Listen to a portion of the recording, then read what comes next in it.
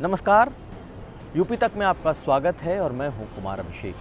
पिछले 24 घंटे के अहम खबरों को समेटे हम हाजिर हैं अपना न्यूज़ शो आज का यूपी लेकर। तो आज बात होगी बाबरी विध्वंस के 28 साल तक चले इस मुकदमे के 28 मिनट में फैसले की।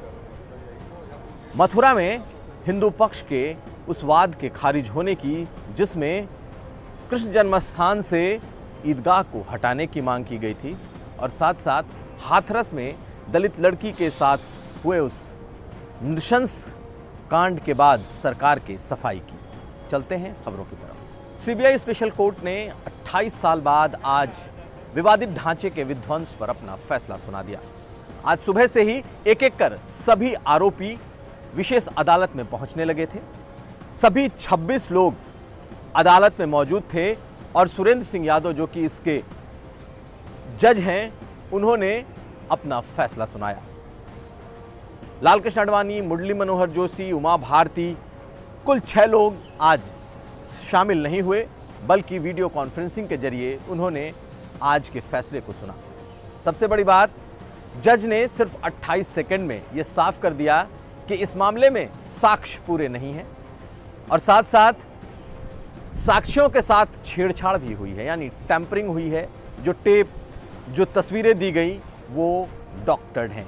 कुल मिलाकर मजबूत साक्ष्य नहीं होने की वजह से तमाम लोग बरी कर दिए गए। यानी कि अयोध्या में जिस बाबरी विध्वंस में साजिश का आरोप तमाम बड़े नेताओं, बीजेपी के नेताओं और हिंदुवादी नेताओं पर लगा था, वो आज खत्म हो गया और सब के सब बाइज्जत बरी कर दिए गए। कोर्ट के बाहर जैसे ही इसकी सूचना मिली, जैसे ही एक एक करके ये सभी लोग बाहर निकलने लगे, जय श्री राम, जिंदाबाद और तमाम नारे बाहर सुनाई देने लगे।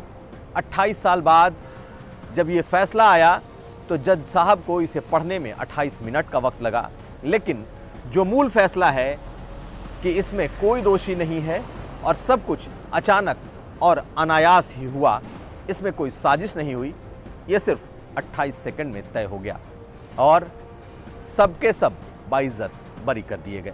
चलते हैं अगली खबर की तरफ। बाबरी विध्वंस पर आज जब फैसला आया तो हिंदुवादी पक्ष बेहद ही खुश और जश्न में नजर आया। जय श्री राम के नारे सुनाई दिए, लेकिन दूसरी तरफ मुस्लिम पक्ष आज के फैसले से खफा दिखाई दिया।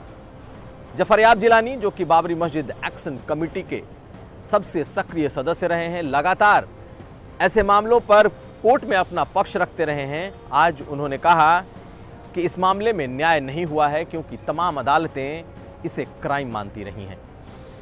1994 से लेकर 2017 तक सभी लोग ये मानते थे कि इसमें साजिश हुई है, लेकिन आज जब ये फैसला आया है तो इसने मायूस कर दिया।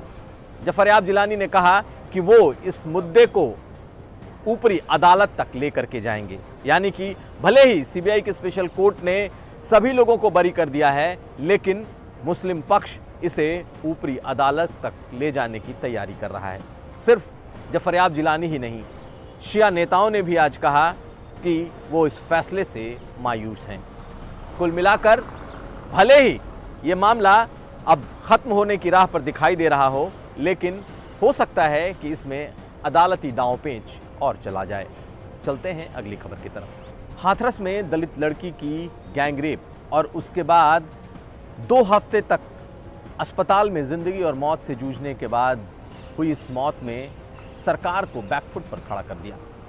आज सरकार ने इस बाबत अपने तरफ से सफाई पेश की, क्योंकि बीती रात जब उसका शव सफदरजंग अस्पताल से हाथरस के उसके गांव लाया गया तो रात में ही उसका दाह संस्कार कर दिया गया। रात में तकरीबन 2:30 बजे जब यह दाह संस्कार हुआ, उसके बाद से ही ये सवाल उठने लगे थे कि बिना परिवार की अनुमति के, बिना परिवार को कॉन्फिडेंस में लिए उस लड़की के शव को प्रशासन ने जला दिया है। हालांकि आज जब इस मामले में ने तूल पकड़ा तो प्रशासन की तरफ से और खासकर योगी सरकार की तरफ से ये सफाई आई कि इसमें परिवार वालों की सहमति के बाद ही ऐसा किया गया। लेकिन कानून व्यवस्था के मुद्दे पर यह मामला इतना गर्मा चुका था कि आज प्रधानमंत्री मोदी ने मुख्यमंत्री योगी आदित्यनाथ से इस बारे में बात की और दोषियों को कड़ी से कड़ी सजा दिलाने की मांग की। उसके बाद मुख्यमंत्री योगी आदित्यनाथ ने 3 सदस्यों की एक एसआईटी गठित की और उस एसआईटी ने अपनी जांच भी शुरू कर दी है। मुख्यमंत्री की तरफ से यह कहा गया कि जो भी इस पूरे कांड में दोषी पाया जाएगा उसे कड़ी से कड़ी सजा दी जाएगी। देर शाम मुख्यमंत्री ने इस दलित लड़की के परिवार वालों से भी वीडियो कॉन्फ्रेंसिंग से बात की और उन्हें भरोसा दिया कि उन्हें न्याय दिया जाएगा।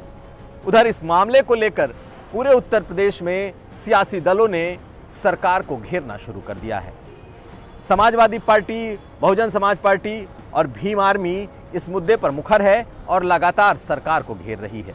आज मुख्यमंत्री आवास के सामने समाजवादी पार्टी के कार्यकर्ताओं ने पुतला फूंकने की कोशिश की, जिसे वहां मौजूद सुरक्षा कर्मियों ने रोक लिया। लेकिन सियासी दल इस मुद्दे को छोड़ना नहीं चाहते और इस मामले में फिलहाल सियासी सरगर्मी बनी हुई है। चलते हैं अगली खबर की तरफ। पिछले कुछ दिनों से मथुरा में इस बात की मांग चल रही थी, कृष्ण जन्मस्थान में जो ईदगाह बना है उसे हटाया जाए और इस बाबत अदालत में एक याचिका भी दायर की गई थी। 3 लोगों ने ये याचिका दायर की थी और आज मथुरा की अदालत ने उसे खारिज कर दिया। 13 एकड़ की इस भूमि पर ईदगाह बना है और कुछ लोगों ने ये मांग की थी कि ये पूरा का पूरा कृष्ण जन्म स्थान है और यहाँ से ईदगाह को हटाया जाए। कई दिनों की सुनवाई के बाद आज निचली अदालत ने वादियों के इस याचिका को खारिज कर दिया और अब जो हिंदू पक्ष इसे लेकर अदालत गया था वो ऊपरी अदालत में अपनी बात रखने की बात कह रहा है। यानी कि फिलहाल निचले स्तर पर हिंदू पक्ष को झटका लगा है और अब इस मामले के लिए वो ऊपर का दरवाजा खटखटाएंगे। चलते हैं अगली खबर की तरफ और अब जान लीजिए क्या है उत्तर प्रदेश के कोरोना का सूरत हाल। लगातार पिछले एक हफ्ते से कोरोना के संक्रमण से कहीं ज्यादा ठीक होने वालों की तादाद दिखाई दे रही है। आज उत्तर प्रदेश में 4,271 नए कोरोना के संक्रमित मरीज मिले, जबकि 5,434 लोग कोरोना से पूरी तरीके से ठीक हो गए।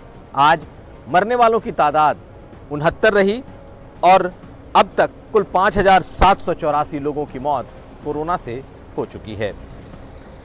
लगातार संक्रमित मरीजों का आंकड़ा घटता जा रहा है और आज ये घटकर 50,883 पर आ गया।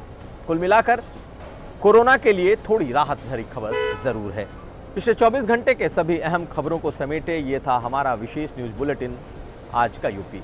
हम फिर हाजिर होंगे, तब तक आप देखते रहिए यूपी तक।